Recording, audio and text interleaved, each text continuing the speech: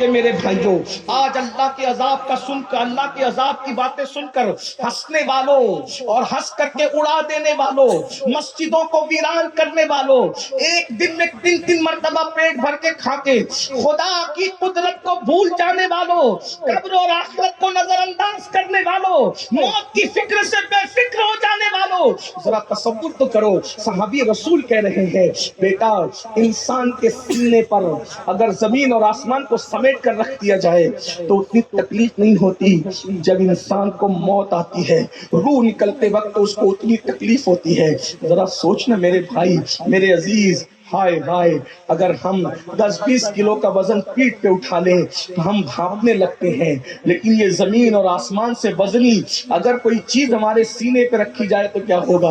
عمرو ابن عاص کہتے ہیں میرے بیٹے اسی پر بس نہیں، جب روح نکلتی ہے تو ایسے لگتا ہے جیسے انسان اپنی ناک سے سانس نہیں لے رہا ہے بلکہ سوئی کے ناکے سے سانس لے رہا ہے۔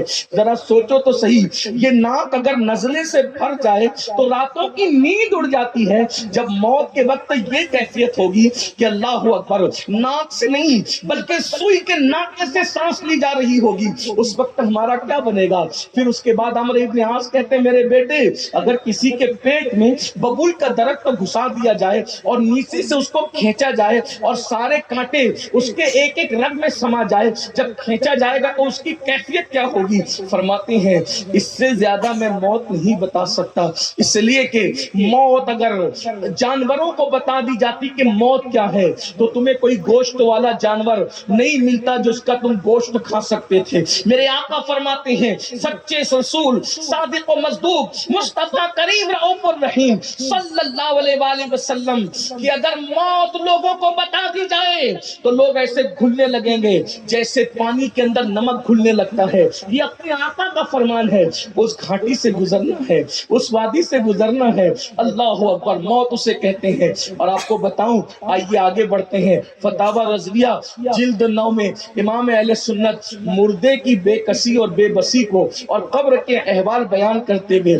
ہم نے بہت کہا قبر میں جو ہوگا دیکھا جائے گا، جو ہوگا دیکھا، یہ جو ہوگا دیکھا جائے گا، یہ ان لوگوں کے منصب تھے جن لوگوں نے کہا تھا میری آپ کی اوقات میں بھائیوں، جن کو 5 کلمے بھی نہیں آتے ہوں، جو لوگ کبھی مسجد کا منہ بھی فجر میں دیکھنے نہیں جاتے ہوں، وہ کیا دیکھیں گے؟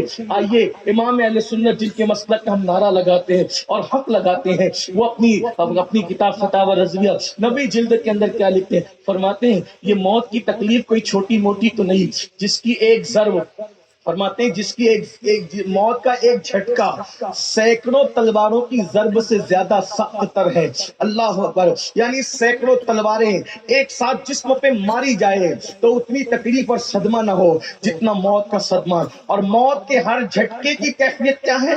اللہ اکبر، فرماتے ہیں ہزاروں تلواروں کی ضرب سے زیادہ جھٹکے، فرماتے ہیں یہی صدمہ کوئی کم نہ تھا، مکان چھوٹا، مال چھوٹا، بھائیوں سب چھوڑ کے جانا ہے، جھوٹ سچ بول کے مال کمانے والوں، حرام و حلال میں تمیز کیے بغیر مال کمانے والوں، کیا نہیں دیکھتے سیٹھ صاحب گئے کیا لے کر کے گئے، وزیر صاحب گئے کیا لے کر کے گئے، پردھان صاحب گئے کیا لے کر کے گئے، چودھری صاحب گئے کیا لے کر گئے، علامہ صاحب گئے کیا لے کر گئے، کوئی کچھ لے کر کے گیا، کوئی کچھ نہیں لے کر گیا۔ قرآن کہتا ہے لا تنس نصیبک من الدنیا، دنیا سے اپنے نصیب کا مت بھولو، کچھ نہیں لے کر جائے گا کوئی سوائے کفن کے، اور وہ کفن ہائے ہائے، کبھی غور تو کر لیا ہوتا، کبھی سوچ تو لیا ہوتا، ہر کپڑا اپنے پسند کا، 5-5 6-6 دکانیں چھوڑ کر کے کپڑا پسند کرتے ہیں، کپڑے خریدنے کے لیے دلی ممبئی تک جاتے ہیں، اچھا ہے جاؤ میں منع نہیں کرتا، ہم تو قادری لوگ ہیں، اچھا پہنو، اچھا کھاؤ، اچھے اعمال کرو، یہی ہمارا تصوف ہے، لیکن ایک بات میں آپ سے کہتا ہوں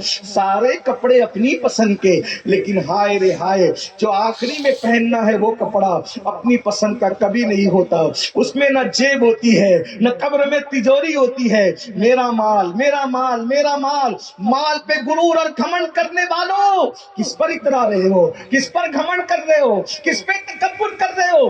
اللہ کو بھولا ہے، آخرت کو بھولا ہے، وہ آخرت جس کے بارے میں قرآن کہتا ہے وَالْآخِرَةُ خَيْرٌ وَأَبْقَىٰ، آخرت بہتر ہے، باقی رہنے والی ہے، دنیا فنا ہونے والی، کوئی کچھ نہیں لے کر کے جائے گا۔ بڑی معذرت کے ساتھ، بڑی اس مال کو کمانے کے لیے ہم نے جھوٹ سچ میں فرق کیا، ہمیشہ رہنا چاہتے نہیں رہے، میں تو یہاں پہنچ کر کے بالکل میرے ہاتھ پیر ڈھیلے ہو جاتے ہیں.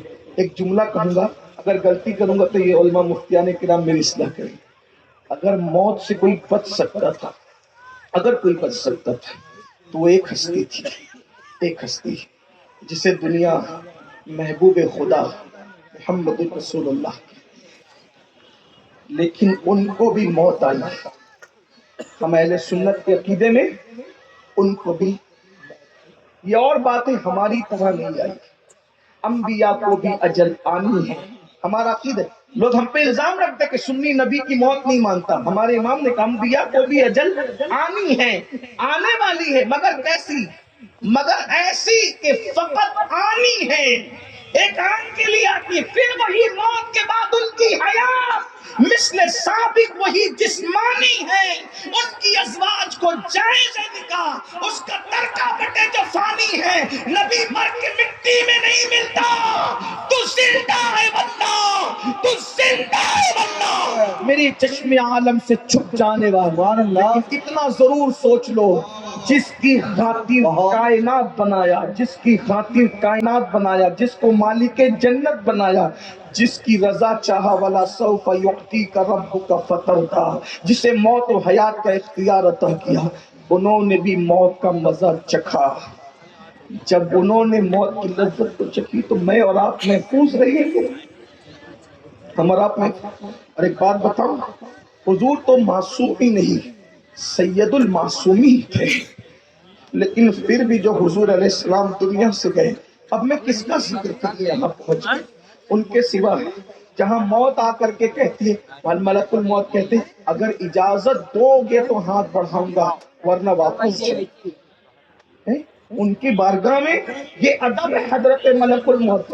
آپ سے پہلے کسی سے اجازت نہیں لی، آپ کے بعد بھی اس طرح کی اجازت کسی سے نہیں لی جائے گی. لیکن ام المومنین کہتی ہے حضور جب دنیا سے جا رہے تھے اتنی تکلیف تھی، اتنی تکلیف کہ ہم لوگ چادر بھگا بھگا کر پانی میں حضور کے بدن پہ ڈالتے تھے، اور چند لمحوں کے بعد بخار کی شدت کی وجہ سے وہ سوکھ جاتی تھی. ٹھنڈے پانی کے کٹورے بھر کے حضور نے اپنے سامنے رکھے تھے، اور ٹھنڈے پانی کے کٹورے میں ہاتھ ڈال کر کے کہتے تھے موت کی تکلیف بڑی سخت ہے، موت کی تکلیف. حالانکہ یہ کیوں ہوا تھا؟ اس لیے ہوا تھا کہ حضور نے کہا تھا کہ میری امت کو جو موت کے وقت تکلیف ہوگی وہ ساری تکلیف مجھے ڈال دی جائے اور میری امت کی تکلیف ہلکی کر دی. لیکن بہرحال اندازہ کریں موت کیا ہے، موت ہے کیا. یہ سیرت کی کوئی بھی کتاب اٹھا کے دیکھ لیں، یہ کوئی بے ادبی کی بات نہیں کرنا. میرا پورا مسلک ادب ہے الحمدللہ کی تعالی، الحمدللہ ہمارا مسلک. لیکن یہ اللہ رب العزت کی خشیت، اللہ رب العزت سب کو جتنا بخار ہوتا ہے انبیاء کو اس سے زیادہ بخار ہوتا ہے، کیونکہ اللہ کے جو جتنا قریب ہوتا ہے اللہ اس کو اتنا زیادہ آزماتا ہے. غور کیجئے، آپ کیا سمجھ رہے ہیں؟ یہ راتوں میں نرم نرم گدوں پہ سونے والوں، قبر کی پہلی رات بغیر بستر کے سونا بھی یاد کرو. بس میں اپنی گفتگو کو طول نہیں دے رہا ہوں، اینڈ کر رہا ہوں. میں نے پہلے ہی کہا تھا کہ میں، لیکن آپ سن بہت اچھا رہے، لیکن بات سمیٹ رہا ہوں، دھیان سے سننا، سننے سے زیادہ سمجھنا، غور کرنا. خدا کرے ہم اور آپ بدل جائیں. نہیں بدلو گے جنازے میں پچھتاؤ گے. ہو سکتا ہے کسی کے یہ ٹوٹے پھوٹے جملے تمہیں جنازے میں یاد آئے اور پچھتاؤ، لیکن اس وقت پچھتانے سے کام نہیں چلے. سنورنا ہے تبھی محلے کی عورتوں پہ پاک کی نظر ڈال کر ملے گا کیا؟ سالیوں کو بدکاری کی نظر سے دیکھ کے ملے گا کیا؟ موبائل کی اسکرین پر ہیرو ہیروئن کی تصویر رکھ کر ملے گا کیا؟ اس لیے نہیں آئے تھے، صرف نیک عمل کے لیے آئے تھے، آخرت سجانے کے لیے آئے تھے، آخرت سنوارنے کے لیے آئے تھے. احساس کر لو. امام اہل سنت فرماتے ہیں کہ یہ صدمے کم نہیں تھے، منکر نکیر آئے تھے. یہ منکر نکیر دو فرشتے ہیں، منکر نکیر دو فرشتے ہیں. اب ذرا ان کا حال سنو. امام اہل سنت کو ہم نے کہیں کہیں سے لیا ہے، پورا امام اہل سنت کو نہیں پڑھا، نہیں پڑھا. میٹھا میٹھا ہپ ہپ، کڑوا کڑوا تو وہ امام کہہ رہے ہیں، ذرا لکھ رہے ہیں، اور اپنی طرف سے نہیں، احادیث کا اتنے مجموعہ نچوڑ کر انہوں نے پیش کیا ہے. جب میں نے حدیثیں دیکھی تو میں نے دیکھا کہ امام نے اپنی طرف سے لکھا. دیکھیے منکر نکیر